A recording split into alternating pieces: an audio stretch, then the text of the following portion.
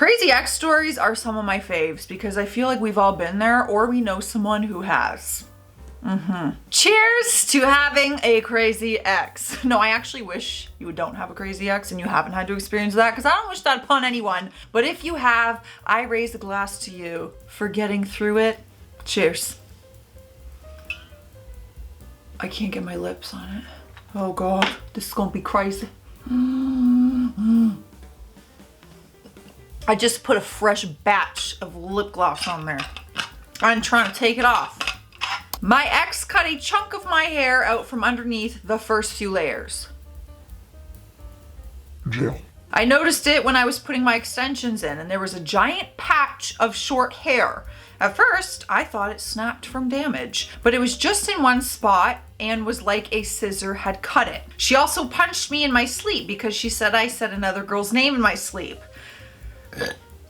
Excuse me, so sorry. But it didn't stop there. Next, she told me my tattoo artist forced himself on her, so he and I got in a fight. She tried to gaslight me, saying she never said that. Eventually, she pressed charges claiming I was harming her when I never touched her. Oh my gosh, this doesn't end. It got thrown out in court because she and her friend couldn't keep their story straight. That girl was just insane. We broke up over 10 years ago and she still asks my friends how I'm doing. Well, sounds like she's the one that got away, and thank God. Like, got away in the best way. Glad you got away. Be on your way. Please don't come back. That's a whole other level of crazy. I thought just the first part of the story was enough. The cutting of the hair was crazy enough, and then it just kept going. I had an ex-girlfriend who changed her Discord stuff to mine and harassed the creepiest guy at our college while pretending to be me. She catfished and pretended to be you. She even agreed to a sleepover at one point and then ghosted him at that. I had to deal with the guy threatening me until I found out what she did. I finally got the situation de-escalated. I apologized to him that he'd been harassed, explained that it wasn't actually me, but my insane ex-girlfriend, and offered to help him report this harassment. He declined, but the situation was handled. Oh my God. Imagine the person was actually crazy and like came up to you thinking that it was, okay, wait, what? Now I'm confused. No, imagine this person was freaking crazy and you're talking to the crazy and they think it's you, so they're coming up to you on campus and stuff being like, oh, hey, ready for our sleepover tonight? I'm gonna chop you up into pieces. Okay, you know what? Maybe not everyone's a serial killer. Maybe not everyone. I just think the worst in every situation because I watch way too much true crime. Okay, because that I was like, what if he was a serial killer? Maybe he wasn't. Maybe he was a lovely man. I was living with my now ex-girlfriend. I was having an asthmatic episode and she dropped me off at the ER, then went home and broke my phone. Okay, thanks. I got released in the middle of the night and she wouldn't answer her phone to pick me up. I had to get a taxi home and then she wouldn't answer the door. Oh my God. I had no house key and couldn't get inside my own house. I had to mail the taxi driver a check. I was totally humiliated. First of all, do taxis allow you to mail a check? Is that even allowed? Well, I guess if you literally, like, what do you do? If you have no option, I'd be like, sir, I will have to break into this home, okay, just to get you some cash. That is the worst partner ever. You are having an asthma attack, which can literally be life-threatening, and that is how she handles the situation. Sounds like she really cares. Sounds like she really cares. Till death do you part.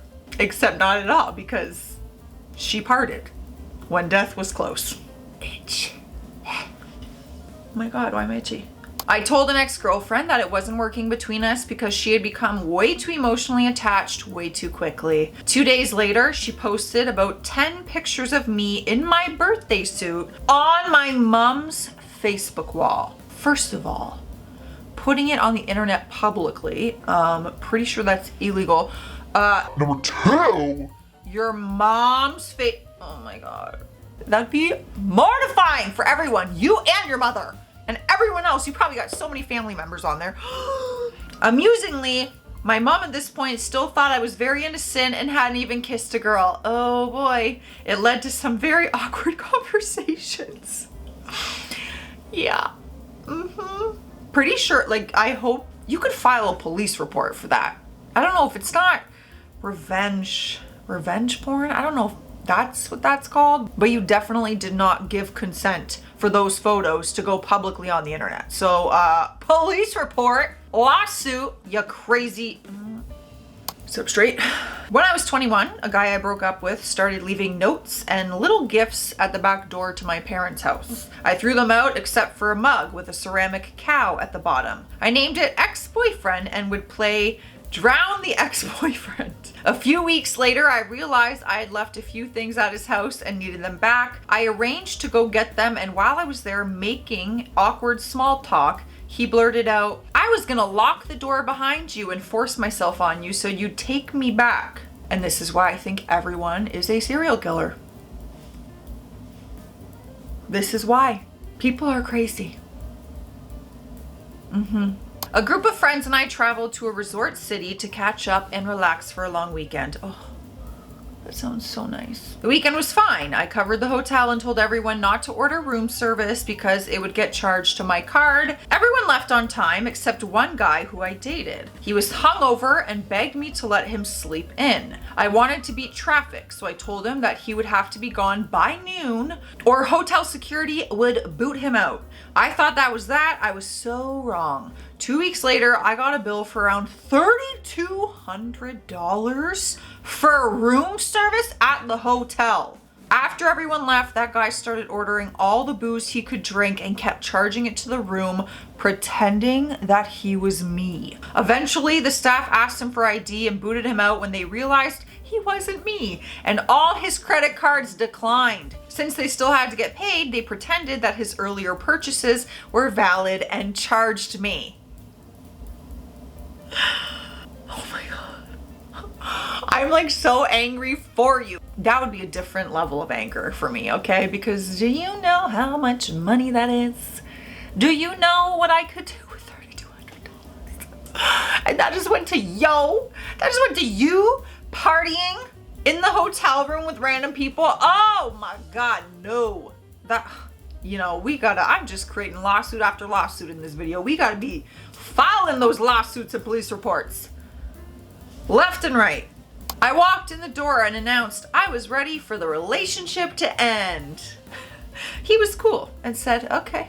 I told him I should go and he offered to give me a ride home. I got into his car and he started driving. I lived like 5 minutes from his house. He drove past my street and told me we needed to go for a ride and talk more. So he's kidnapping you. My blood ran cold. Yes. I asked him to pull over and let me out or turn around and take me home. He would do neither. So he kept driving me around crying and telling me he thinks I'm making a big mistake. Clearly I'm not. I kept yelling at him that he was kidnapping me until he finally pulled into a church parking lot and threw open the door. I got out of the car and I walked home and filed a police report. I hope. Yo! See? You know what? Come at me for always thinking a worst case scenario. I don't care. I would rather think of worst case scenario and have someone prove me wrong. Prove that I was wrong. Okay, I will admit, all right, I was wrong. You were right. I've been right. The last few stories, I've been absolutely right. My feelings are valid. The relationship was slipping for about 6 months. All the while I asked if there was someone and my ex assured me there wasn't.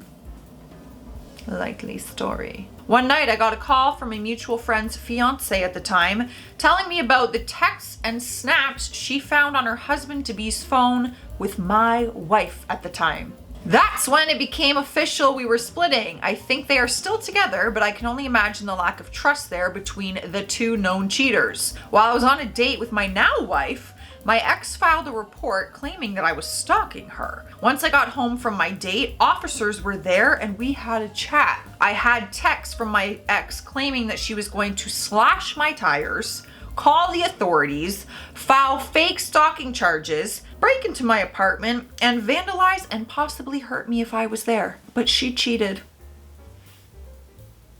When they came to talk to me about stalking, I showed them these messages and that was the end of conversation. I told them I just wanted to be left alone. They told me they would come back if there were any more questions or concerns. To this day, I have never heard anything about that incident, so I assume the authorities then went and had a conversation with my ex. Yeah, definitely.